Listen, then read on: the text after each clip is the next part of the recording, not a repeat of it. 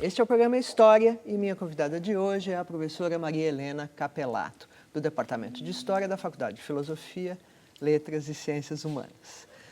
E eu queria perguntar para você, por que você resolveu falar para calouros do Departamento de História, para ingressantes, sobre o tema O Ofício do Historiador? Que na medida em que me pediram para fazer uma aula inaugural para os calouros, a minha grande preocupação foi, em primeiro lugar, transmitir a minha paixão pela história para os calouros. E, sobretudo, porque quando a gente inicia o curso, em geral tem uma certa decepção, porque a gente não entende muito bem o significado das aulas e por que há referências que não estão muito claras. E aí, só no amadurecimento, né, ao longo do curso, é que os alunos começam a se dar conta do que é o ofício do historiador. E o que você acha que leva a gente de 18, 19, 20 anos prestar um vestibular para fazer uma graduação em História? Que não leva ninguém a ficar rico, né? Mas, contudo, acho que isso a pessoa conta, porque um destino dessa carreira, um destino desse curso é a carreira de professor, que é super importante e considerada mal remunerada. Não sei o quanto é mal remunerada de fato, porque acho que há muitas situações diferentes. Há muitas situações diferentes. Né? Eu quero também depois dizer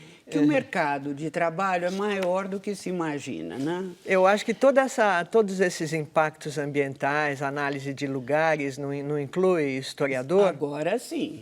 Agora sim, ampliou muito o campo do historiador, né? Felizmente. Né?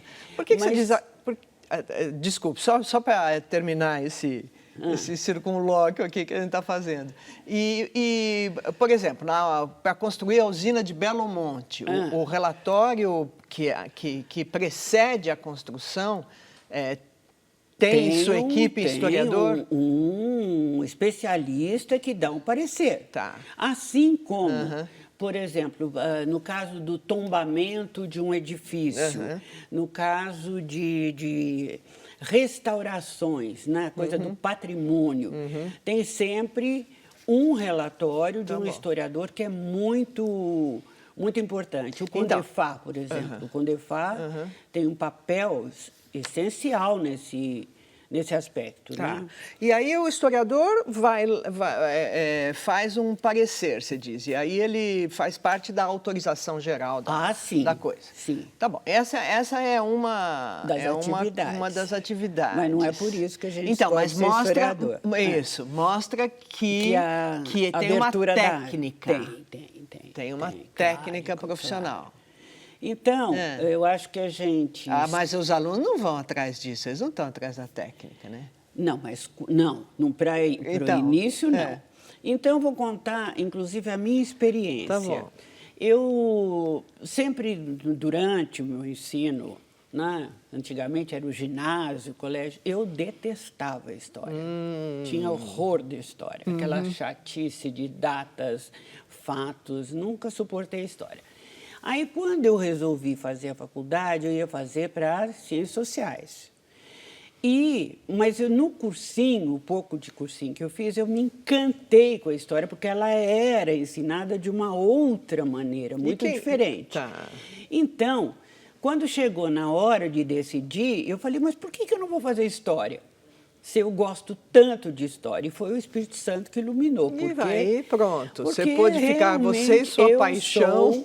Eu sou uma pessoa muito realizada profissionalmente, porque eu tenho um prazer enorme de ler a história, de estudar a história, de transmitir a história. Então era isso que eu queria. Então você sabe dizer o que é o ofício do historiador. O ofício do historiador, ele é muito curioso, porque tem um historiador que é muito conceituado, Carlo Ginzburg, e ele faz uma comparação do ofício do historiador com o detetive. Então, o historiador, ele é o Sherlock Holmes, né? E por quê? Porque ele trabalha com um processo indiciário. Então, ele vai atrás índices, de indicações que ele encontra, que ele vai encontrando na documentação. Uhum. Então, esse processo todo da feitura da história, da recomposição, da reconstituição da história, é muito fascinante. Você vai descobrindo as coisas e as coisas depois começam a fazer sentido. Então, tem um aspecto no trabalho do historiador que não é pequeno, que é o historiador como alguém que revela alguma coisa. Ah, sim. O que historiador descobre uma coisa. Exatamente. O que se espera de um historiador é a descoberta. Que ele é a descoberta, né, de aspectos do passado, mas sempre com muita suspeita, porque aquilo que está escrito nos documentos, que era antigamente, né, a perspectiva do historiador do século XIX, início do século XX, isso já caiu por terra. Quer dizer, o historiador ele tem que ir para o documento na perspectiva de desconstruir o documento, de ver o que está por detrás dele, como ele foi construído, né? Então, o documento não vale pelo seu valor de face, vamos dizer assim. Não, você tem que saber por que ele foi construído. Isso aumenta muito o trabalho, não é, professora? Muito. Porque... Então, o historiador tem algumas questões básicas. Então, em primeiro lugar, o que aconteceu? Por que aconteceu? Como aconteceu? Em que tempo? Né? Porque o tempo é a matéria-prima da história. E em que lugar? Então, você tem essas questões que orientam o seu trabalho. E quando você vai para o material, então você já sabe que aquele material foi construído. Né? Que toda aquela documentação Ela é fruto do seu tempo. Do seu tempo e quem construiu e como construiu. É um trabalho difícil, sutil, porque a gente também ensina os alunos a ficarem muito atentos às lacunas, aos silêncios. Por que está acontecendo determinada coisa? Por exemplo, eu que estudo a imprensa, né? Por que está acontecendo determinada coisa e aquilo não é noticiado? Isso é um dado. Você vai atrás para saber. Então, é muito instigante o trabalho do historiador. Então perante perante o passado, vamos dizer, o historiador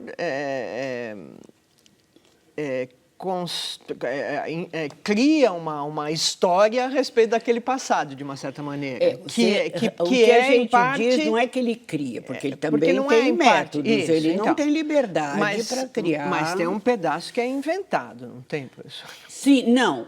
É o seguinte, a preocupação do historiador é que ele saiba, isso tem técnicas, tem métodos e técnicas, que ele saiba fazer a desconstrução. Isso aí o Foucault, Michel Foucault contribuiu muito para a área de história. Porque ele diz que o documento é um monumento que precisa ser desconstruído. Porque se você desconstrói, você vê todas as relações que estão envolvidas e que dão o produto que você está analisando, né? Quer dizer, não pode ter nenhuma ingenuidade perante o documento. Não, esse é o primeiro ponto do historiador. O historiador tem que suspeitar. Por isso que é o detetive, né? Você é o Sherlock Holmes. E segue ali, vai mas você tem regras. Né? Você tem regras, você tem métodos. E tem a questão da objetividade e da subjetividade. Então, pela versão antiga, né, os primórdios né, da profissionalização, a perspectiva era que o historiador tinha que ser absolutamente objetivo e imparcial. Com as revisões historiográficas da segunda metade do século XX, isso cai por terra. o historiador ele tem um compromisso com a verdade, ele tem que ser objetivo, mas há um relativismo aí, porque o historiador ele é parte dessa história. Ele é parte do dia de hoje. Então, mas é com o dia de hoje que ele vai com a sua bagagem. Olhar, por isso que eu dei o exatamente, título, que pensar com a história e pensar sobre a história. Tá bom. Entendeu? O que você está dizendo é que qualquer um de nós pensa, seja não historiador, Então, aí por isso que eu estou falando nós, como é que você disse? Pensar sobre a história, Isso, pensar com a história. Então, quer dizer, todos a nós sua pensamos... história, ela está ali. É. E você tem que estar lidando com ela. Ela é intrínseca ao que cada um de nós pensa, não é isso? Então, você não pode deixar de minimamente estar presente. Você tem que saber trabalhar com essa subjetividade. Tá bom. Né? Então, não adianta fazer de conta, certamente não será então você fazendo tem que de conta que ela desconfiar de não você tá. mesmo. É por isso, inclusive, que os nossos trabalhos de pesquisa são avaliados pelos nossos pares. Tá. Né? Tá. Porque eles é que percebem, né, se a gente conseguiu ter o devido distanciamento. Né? Então, distanciamento também é uma palavra importante no ofício do historiador. Exatamente. Ele vem com a suspeita a respeito das fontes. Não pode ser parcial. Entende? A objetividade é uma coisa, parcialidade é outra. Se você pertence ao partido político, faz uma análise desse partido político, enaltecendo esse partido político, isso se chama parcialidade. Mas se você não, a senhora acha que é possível, que a imparcialidade é possível? Ela tem que ser trabalhada. Tá, quer dizer, o historiador deve buscar, então, deve buscar ser imparcial, ainda que seja impossível. Não, eu digo como jornalista, porque eu acho que isso é impossível. Sim, mas você não pode deixar a sua paixão, né, tá bom, te dirigir. Você não pode fazer uma análise proselitista nesse sentido. Tá, mas você trabalha na história com paixão, não pela história, não pelas coisas. Mas na hora de apresentar os resultados, eu tenho que eu mesma estar atenta para ver se a minha paixão... E quando você entrou na faculdade, quando você começou o curso no departamento de História, você sabia essas coisas que você está me contando? Olha, claro que não, né? Inclusive porque eu entrei na faculdade num período muito conturbado, né? E eu já era uma pessoa que participava politicamente, porque foi em 68, você imagina, né? No auge da coisa. Então... Você entrou em 68, primeiro ano, em 1968? Em 1968. E você cursou alguma matéria, professora, de verdade? Alguma disciplina você conseguiu fazer? Mas eu sou bom aluno, sou Caxias. Mesmo? Com toda a conturbação? Claro. Parabéns. E fiquei, para mim foi difícil, porque aí eu fiquei muito decepcionada com a história. Porque eu tinha uns professores que ainda trabalhavam com aquela velha concepção, os mais antigos trabalhavam com aquela velha concepção de história. E eu no burburinho ali. Então, mas Foucault está escrevendo nessa época. Quer dizer, como é que você podia querer? Mas não chegava até nós. Mas como você podia querer que os professores fossem... pensassem diferente a história Aí eu fazia cursos na ciência política. Ah, bom, aí você gostava mais. Eu comecei a achar que eu tinha errado. Sei, que de verdade você tinha que ter feito ciências sociais. Por isso que eu tenho que contar para os alunos que calma que a coisa chega. Então, a partir já do segundo ano, eu fui tendo professores que abriram caminhos e... A partir da metade do curso, eu já estava perdidamente envolvida, né, com a história, descobrindo o mundo, e descobrindo como fazer a história. Então, e essa que é o que os alunos entram sem saber.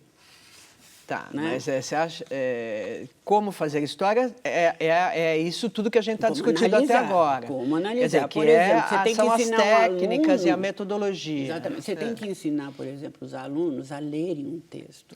Isso é difícil. Não Do é ponto de fácil. vista do historiador? É. E qual é o ponto de vista da história ao ler um texto, professor? Ele tem Por que exemplo? saber fazer muitas perguntas para o texto. Quem escreveu? Quando escreveu? Por que escreveu? Tá. Entendeu? Todas aquelas perguntas Então, básicas. Ele tem que ir, ele não pode ficar só no texto, ele Tá. tem que sair do texto. A gente diz, tem uma leitura interna e uma leitura externa. Tá né? bom. Então tem a leitura interna também, quer Interna, dizer, o que está escrito no os texto, termos, vamos dizer. o que significam os termos, o que ele quis dizer com isso. Né? Então, e aí tem esse cruzamento do conteúdo, né, com aquilo que você tem que ir atrás para saber como é que foi produzido esse documento, Tá. né, esse texto. Né? E quantos, quer dizer, isso quer dizer bastante trabalho, quer dizer, o que você está dizendo desde o começo é que, digamos, você diz, acho que do século XIX para cá, o trabalho do historiador se complicou muito, não é isso? Mas ficou tão mais fascinante, porque as grandes revisões historiográficas, porque essa história factual, que a gente chama de história positivista, da escola metódica, né? Que é essa história que você não gostava. Datas e fatos. Grandes personagens, que se dizia neutra, né? Objetiva, e que não era, porque para eles o documento era sagrado. O templo, o sacrário do documento. O que estava no documento era verdade. Né? Provavelmente com V maiúsculo. E quais eram os documentos da época, os documentos institucionais? Então, eles faziam a história oficial. Tá bom. A história oficial, que tinha muito compromisso com os interesses políticos. Aí, na época, inclusive... Então, ela lia os documentos produzidos pelos governos, pelo Estado. História institucional. Tá. Então, e no fundo, aquela história servia para estimular a construção de uma identidade nacional. Tá bom. Né? Tá. Então, ela apareceu em circunstâncias históricas muito específicas que explicam por que ela surgiu desse jeito. Então, mas o historiador hoje, ele também não está contribuindo para a formação da identidade nacional? O trabalho dele, ou a identidade nacional já está formada? Como é que não, é? Não, espera um pouquinho, vou chegar lá.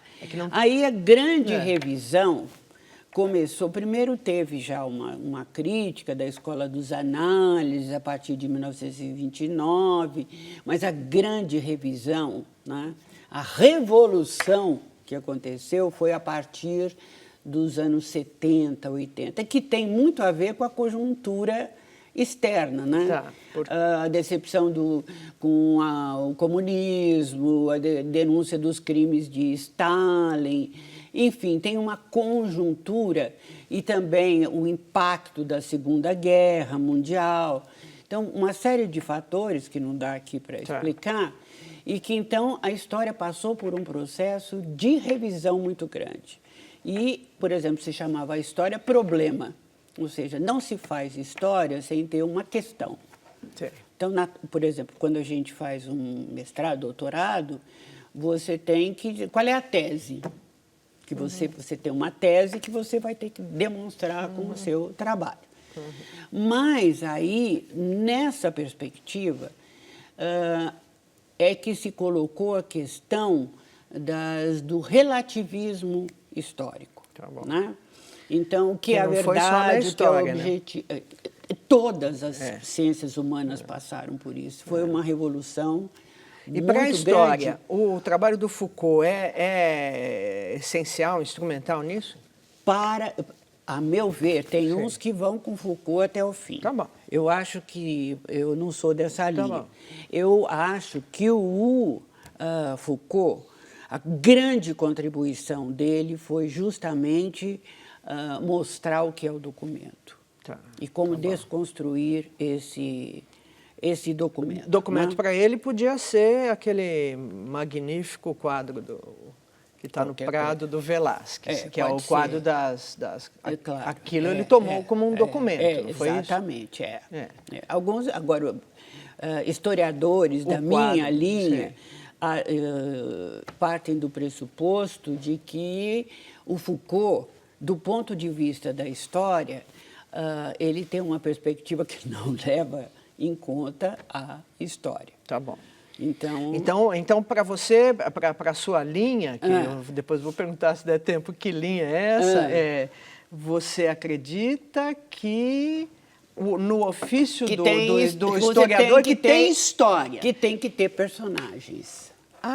Que tem que ter... Mas o Foucault tem personagens. Não, mas para ele... Pierre River. Exatamente. Aí tem uma grande discussão. Sei. Porque não interessa, entendeu?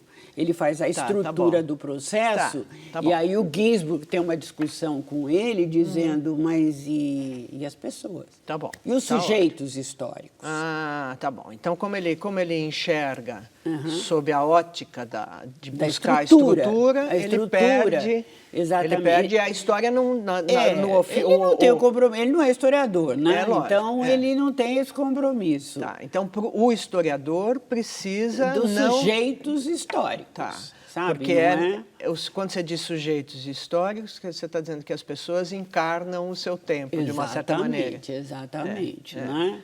E que nós não somos só estruturas, né? Que nós somos sujeitos que fazem a história. Então, que como estão é que na eles estrutura fazem? e fazem do seu Porque, jeito. de um lado, ou seja, em suma, né? De um Sei. lado você tem um corte total com o humanismo, né? Na perspectiva do Foucault e vários outros, estruturalistas, etc.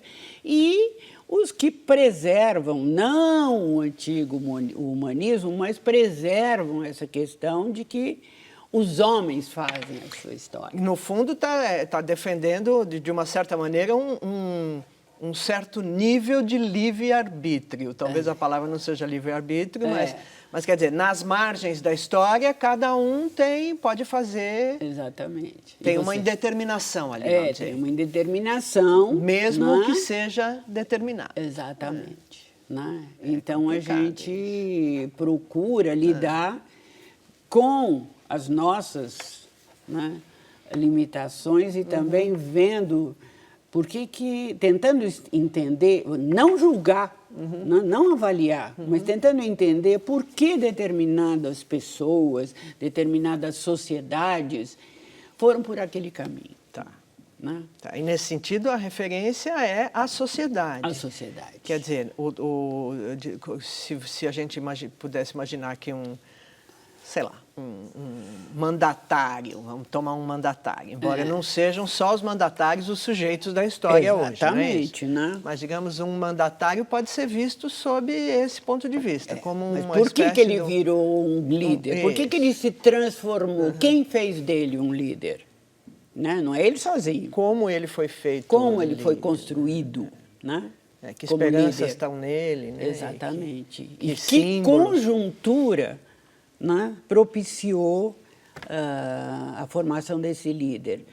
É claro que Hitler não é o super-homem. Hitler é produto de uma sociedade que vivia uma certa circunstância muito crítica.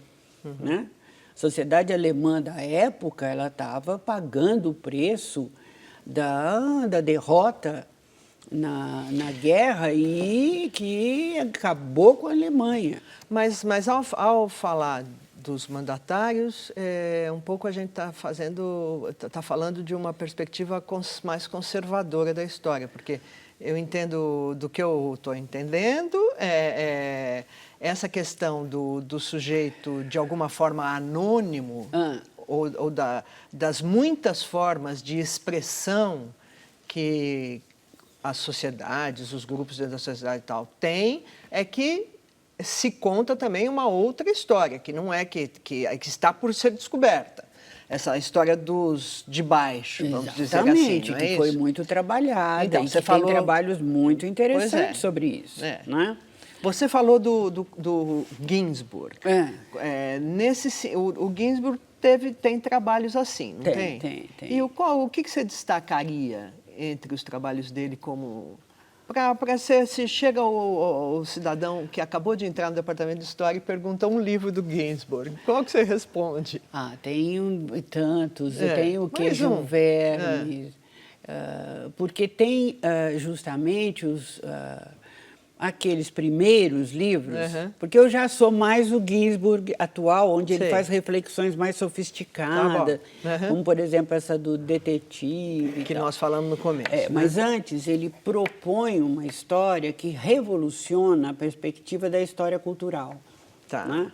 E aí, então, ele pega um sujeito anônimo, né? E a partir daí, de um pequeno acontecimento, de um personagem anônimo, ele vai reconstituindo a sociedade nos seus vários aspectos. Né? E aí o que ele chama é da circulação das ideias, né? A cultura como um ato de circulação. Né? Então, não existe essa separação, foi ele que acabou com a ideia de que tem a cultura popular e a cultura de elite. Sei. Ele diz que essa separação não existe, porque tudo está circulando. O de baixo, né, o personagem anônimo, ele produz alguma coisa a partir de uma cultura, ele faz uma leitura de uma cultura que vem de cima. E a sua leitura vai circulando. Então acho que agora eu entendo um pouco por que você disse que a história ficou mais fascinante. Porque tem muitos diferentes personagens na história de hoje em relação à história do século XIX. E quem diria que o século XIX ia trabalhar o tema das prostitutas? Pois né? Por exemplo, um tema Não tinha essa possibilidade ali. Os objetos, porque aí, a partir dos anos 70, né, os franceses contribuíram muito para isso, mas também os ingleses, eles tentam abrir o leque da história. Né? Novas abordagens, novos objetos e novas fontes. Aí é que tem história da leitura, história da alimentação, história da vida privada, sei lá, história da sexualidade, tudo isso é o sintoma desse negócio. Sintoma dessa mudança. E agora nós estamos numa questão muito instigante, né? Que é como a história as tendências da história, elas acompanham as questões que a sociedade estão colocando.